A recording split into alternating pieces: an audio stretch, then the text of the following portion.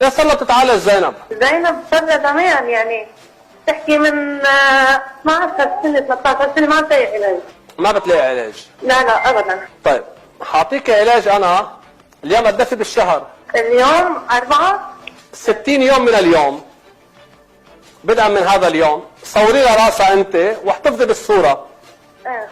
بالنهار حتى مع انه والله بالليل يشكل حرج لها انه يكون في بصل على راسها وما شابه ذلك. اول 30 يوم ماشي؟ اول 30 يوم كل يوم بتعصر بصلة ماشي؟ بتعصر بصلة وبتحطها على جنب، بتجيب بصلة بتقصها نصفين او بتضربها ضرب بايدها بدون سكينة، بتضربها وبتفرك ارض راسها فيها مثل ما كأنها عم بتليف يعني جسمها بالليفة.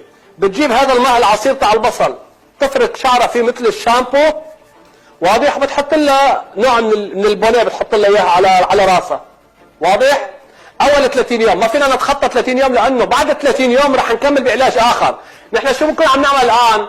نحن بنكون الان عم ندخل لعندها على المسام العناصر المحفزه لاحياء الجذور لبصيلات الشعر. واضح؟ هذه بالطب ما بيعرفوا فيها. بالنسبة إلى العمل في عندك عمل في هذا العام يعني كحد أقصى في شهر مارس عندك أنت عمل نعم. في يعني بعد شهرين كحد أقصى بإذن الله تعالى.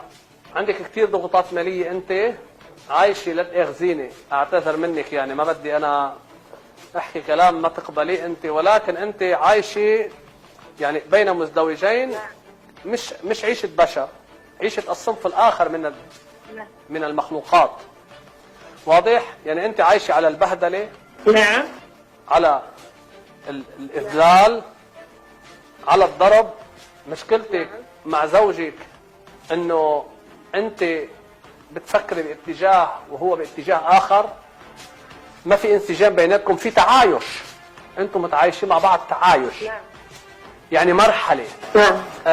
عن كل كبيرة وصغيرة بيكون انتم محوركم واستفزازكم انه فليكن الطلاق، خلص كل لحظة ما في تفاهم ابدا، اثنيناتكم عصبيين لدرجة انه يمكن على اذا واحد منكم بده ياكل لقمة قبل الاخر بتتخانقوا مع بعض، يعني اثنيناتكم عقلكم عقل اولاد، لا تاخذيني بهالكلام يعني. هذا معناته ما في تطيب بينك وبينه، يعني انتم يا ما في كونستري ابدا. واضح؟ انت كل ما تكوني قاعده كل ما تكوني قاعده جنابك انت وزوجك مقابلك، انت في قلبك اطلعي بين عيونه وبرقبته، يعني في منطقه الغده الصنوبريه وهذا المثلث والغده الدرقيه، انت قولي انا بحبك كثير وانا بعشقك وانت يا حبيبي بتحبني كثير وانت بتعشقني وما فيك تعيش بلاي. اذا بتعملي هيدي انت كل ما تكوني قاعده بينك وبين زوجك تطلعي فيه، اذا قال لك شو بكي قولي له سبحان الله قد ما بحبك كل ما اشوفك بسبح الله وبرقيك حتى الله تعالى يحفظك، ورقيه حتى بتكوني عم بتكذبي اقرأ المعوذات عليه، يعني اقرأ المعوذات وارجعي اقرأي هولي.